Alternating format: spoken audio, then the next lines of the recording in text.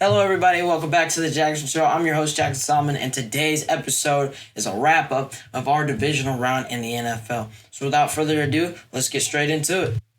All right, so first game of the divisional round. We got 4 games. The first one we're going to talk about is the Chiefs versus the Texans game. It occurred on, I think, Saturday. Honestly, the Chiefs won the game. There were a lot of controversial calls. Yeah, there was the controversial hit from Henry To'oTo'o.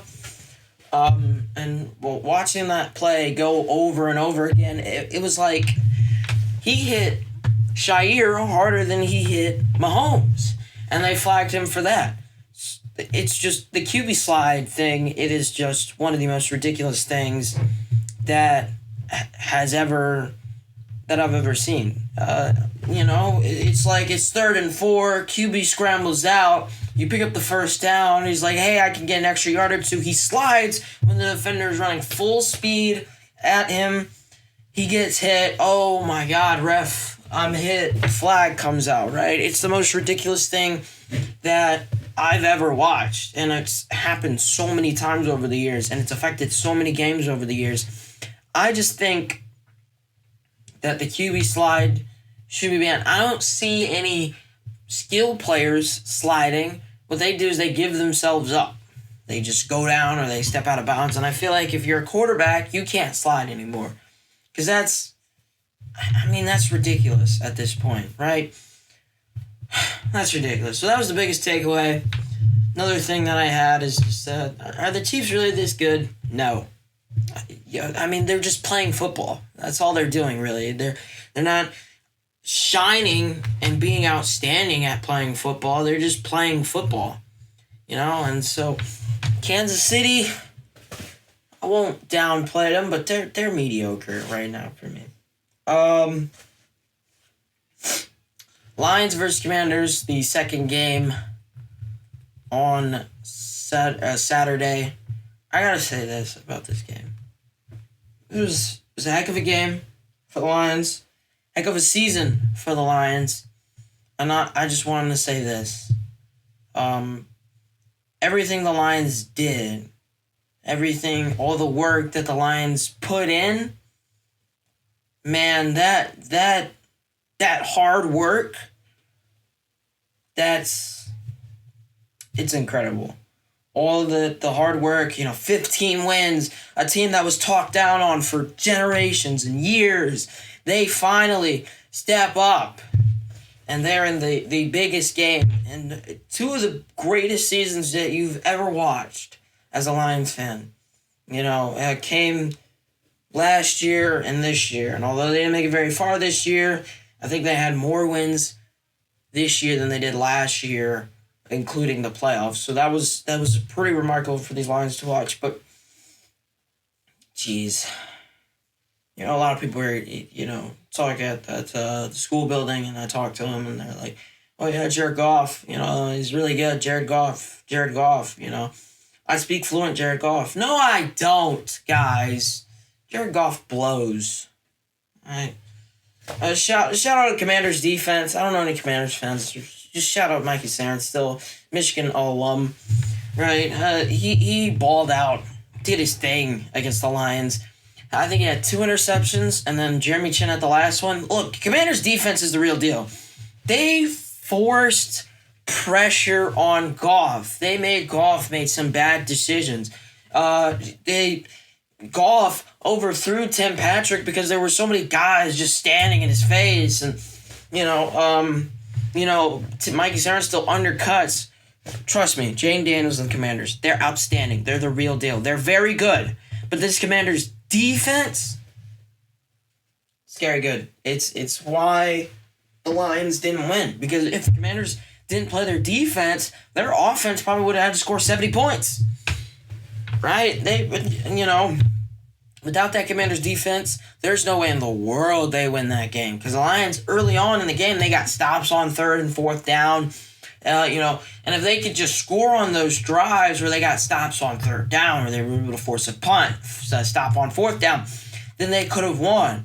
that game. I will say this, though, and this is another big-time takeaway.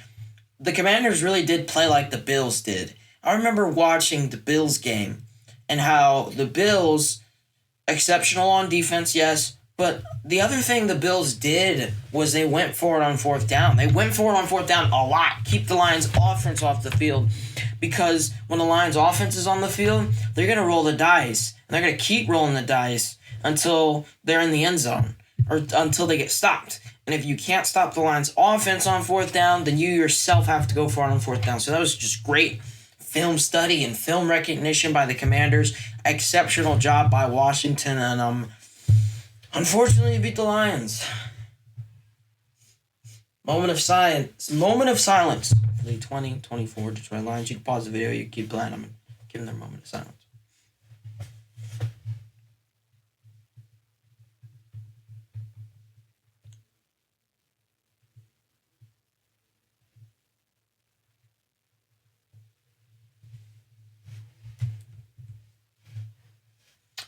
All right, moving on.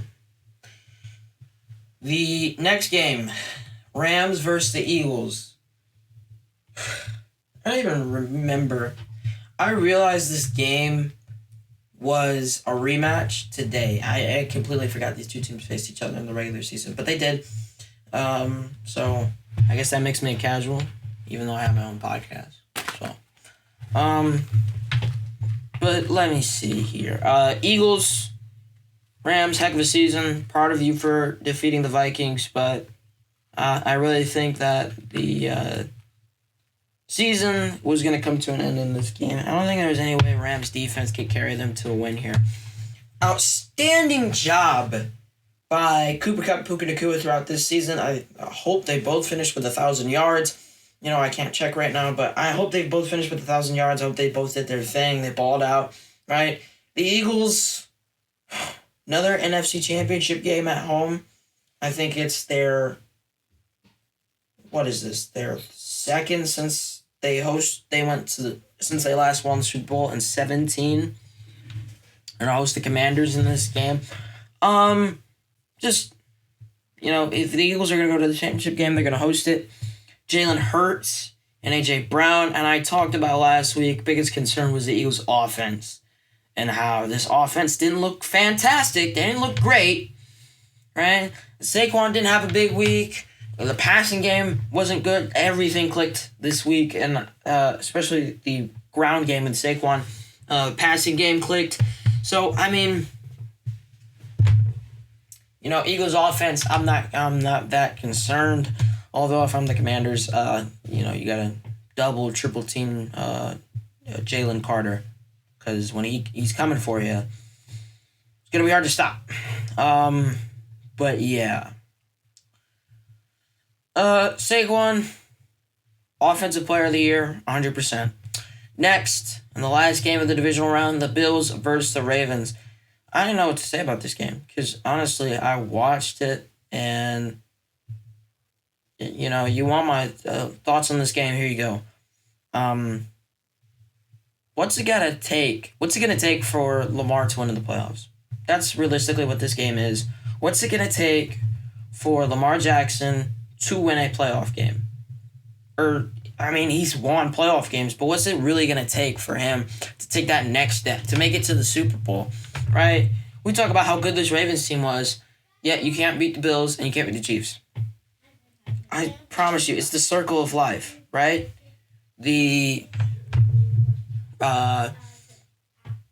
circle of life. Chiefs beat the Bills, Bills beat the Ravens, Ravens beat the Bengals, and the Bengals beat the Chiefs. It's the circle of life. I'm pretty sure I said a team twice there. Let me think about that. Chiefs beat the Bills. The Bills beat the Ravens. Ravens beat the Bengals, Bengals beat the Chiefs. Yeah, circle of life right there. Honestly, Josh Allen played great. Lamar played great. But overall, this offseason, we need to get Mark Andrews some tar on his hands. The other thing I want to say about this team is just this team is old, man. You got Justin Tucker out there. You got Derrick Henry out there. He's old, right? Lamar's not old yet. I think he's 20-something, late 20s. Mark Andrews is early 30s. Justin Tucker. I mean, this team is old. Your Super Bowl window is running short. And although, yes, you have a stud in Isaiah Likely to back up Mark Andrews or start or whatever the Ravens feel like that week, I don't know about how you're going to replace Justin Tucker or Derrick Henry. I feel like Henry can play for a long time, yes, but he's getting, older. So is Lamar, yeah, but Lamar can still move around in the pocket, so we're not worried about him. But this team, Super Bowl window is getting very, very short. Very short. All right? Next up, we got a quick segment, and I'm going to wrap it up with some predictions after this coming up on the Jaxon Show. All right, so right now on the Jaxon Show, we got our college football national champions, the Ohio State Buckeyes. I don't want to say I called it because it didn't drop a predictions episode, but I was thinking it. I was thinking the whole time, yeah, they're going to win this. I was hoping Notre Dame would win it, though. Ohio State won the national championship. I will always hate Ohio State, no matter what happens. But they'll always have a special place in my heart because of my grandfather. He loved his Buckeyes. So, yeah. He would be bragging and jawing us about Ohio State winning the Natty right now. If he were still here. So, that means that Michigan is also back-to-back national champions. Had to squeeze that in there. So, college football playoff. This thing is broken, bro. I'm not just saying that because Ohio State won, but the thing is broken. Okay, let me just say this. Boise State and Arizona State got byes because they won their conference. That's ridiculous. Oregon and Georgia both got eliminated after the first round, right? Every team that played in the semifinal round hosted a playoff game, and they either didn't play in their conference championship game or lost it. So the college football playoff is absolutely broken, and there's just nothing. It's absolutely broken, right? I feel like there are two reasons why it's primarily broken. The first reason is the seeding. Conference champions don't deserve to get an automatic bye. I feel like I've been saying this for a long time, and I feel like a lot of people have been cutting me off. Conference champions don't deserve to get a bye. They deserve to get an automatic playoff spot. I've said the same thing for the NFL, and I believe the NFL should do the same thing. Where if you win your division, you don't get an automatic home game. You get an automatic playoff spot. You have to earn the home game. That's what I think should happen. In both the National Football League and in the college football playoff, you have to earn the bye, right? You don't automatically get a bye because you won your conference. You earn the bye by beating good teams, having a good strength of schedule, having a good strength of record, and by winning your conference, you automatically get in. It doesn't make sense that you have 4 teams get byes and the last conference champion has to play their way through the bracket to make it to the national championship. It's not right. It's not right. Right? I don't think it's right. Okay? So the seeding is just messed up. Because, and the other thing with this is that Oregon had to play the toughest schedule to make it to the national championship. And they were consistently the best team in the country. Georgia had, just think about that. Texas, Penn State, Ohio State, and Notre Dame were the teams that you had to face if you got a bye. 2 of those teams didn't deserve to get byes. The other 2 lost because they had to play Oregon had to play Ohio State, who they already played. And Georgia had to play Texas, or Georgia had to play Notre Dame, who was way better than they were throughout the year. So, I mean, the seeding for the playoff is ridiculous. The buys for the playoff is ridiculous. My solution, because you can't bring up a problem without a solution. My solution to the problem is that you give automatic seeds. You get an automatic playoff spot for winning your conference. You don't get an automatic bye for winning your conference. Okay. Number 2, conference championships. Here we go. Ohio State won the national championship. Notre Dame was the runner-up for the national championship. Neither of those teams played in a conference championship. You try to add more value to conference championships by giving the conference champions buys. No! You had more value in the 4-team playoff, where if you won your conference, you were automatically in. And I know, don't give me the Florida State argument, because even if Florida State won their conference, they weren't automatically in, and they were undefeated and blah, blah, blah, blah, blah, blah, blah. Alabama got in, and they won their conference. Michigan got in, and they won their conference. Texas, Washington, they both got in, and they won their conference. Conference championships have less meaning now, because we talk about Ole Miss, and Lane Kiffin was talking about, we're not going to go to our conference championship game, because that means we're going to have to play Georgia or Texas or an A&M or Tennessee, and we don't want to play them. We just want to get an automatic home game, right? So basically, you can finish with 2 losses and 1 loss, like Ohio State, and you can finish with 2 losses like Ohio State, and you can win the national championship and not even play in a conference championship game. That's ridiculous. That doesn't make any sense.